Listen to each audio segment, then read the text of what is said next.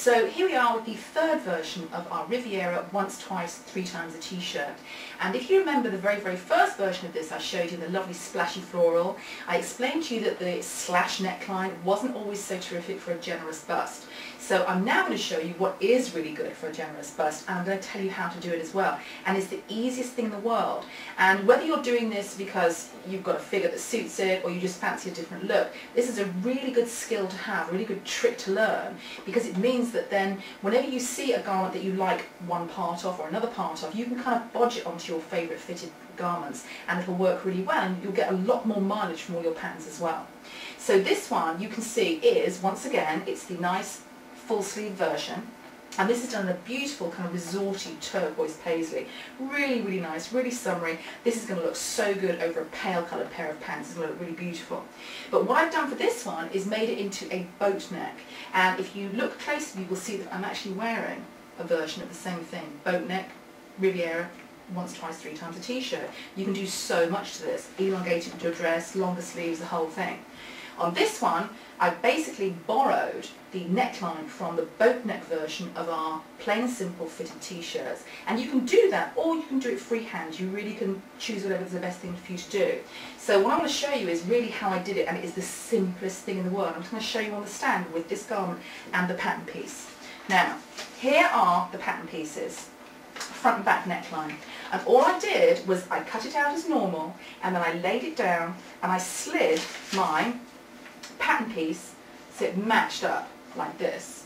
It matched the shoulder point on the pattern piece to the shoulder point on the actual cut fabric, and I just retraced my nice new neckline, and that was it. It was really simple. For this one I added a little keyhole. I don't know if you can see, we've got a little button here, very pretty little coloured button.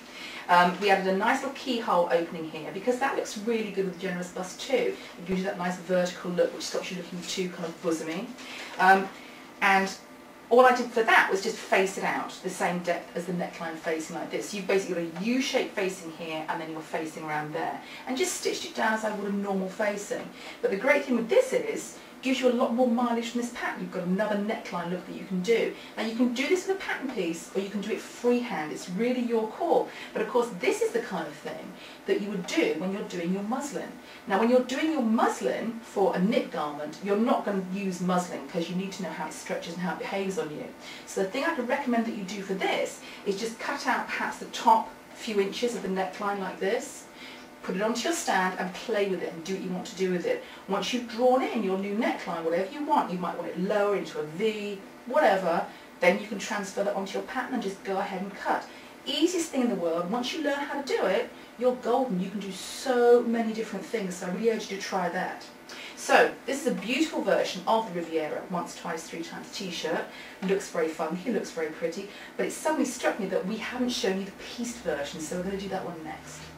So this is our fourth and final variation that we'd like to show you of the Riviera once, twice, three times a t-shirt, and this is the pieced version.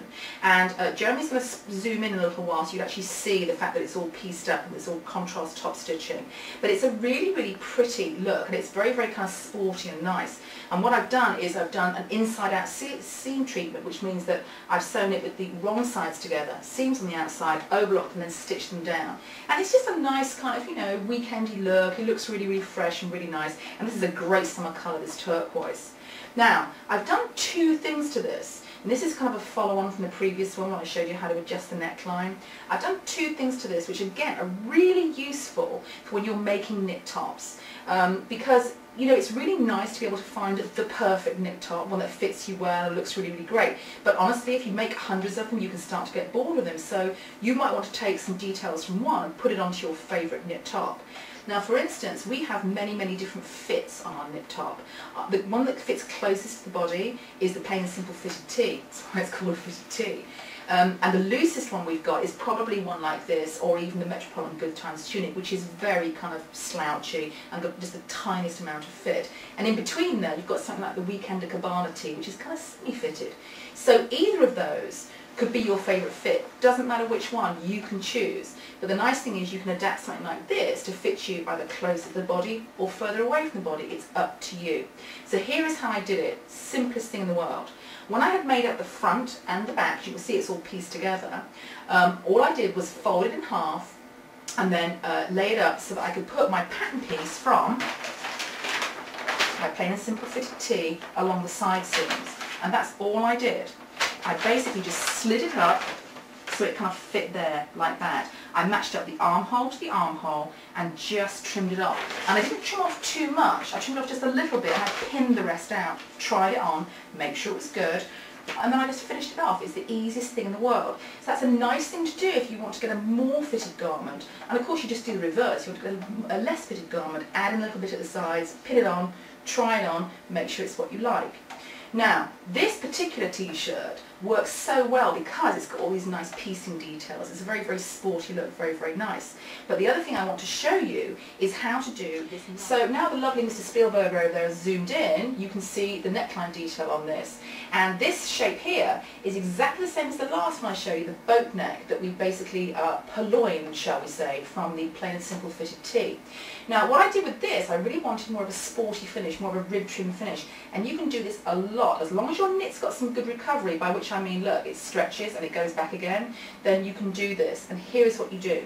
You cut your neckline exactly as you want it to finish, the very, very finished edge. And of course you leave your seam allowance on.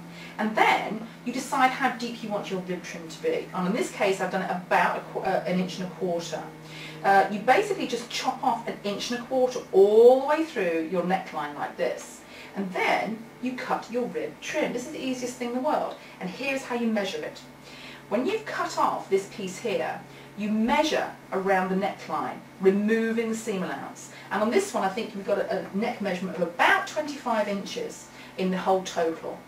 So you've got your neckline measurement, and then you take at least 2 inches off. Take 2 inches off it and don't add a seam allowance.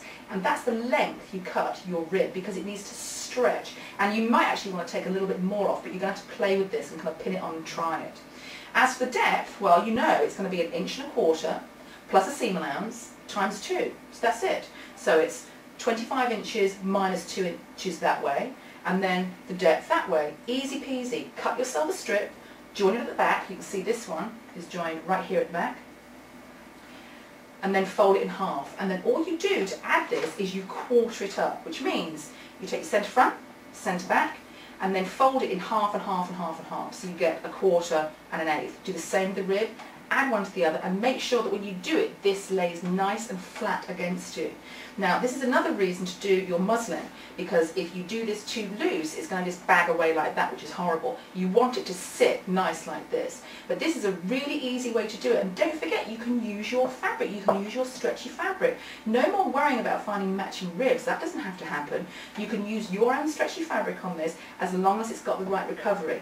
And once again, make your muslin, play around with this bit, and then cut your real deal garment. Easiest thing in the world, and you'll be able to do this on every knit top you make, which is almost like a rib finish neckline, and this is something you're going to use on so many knit tops.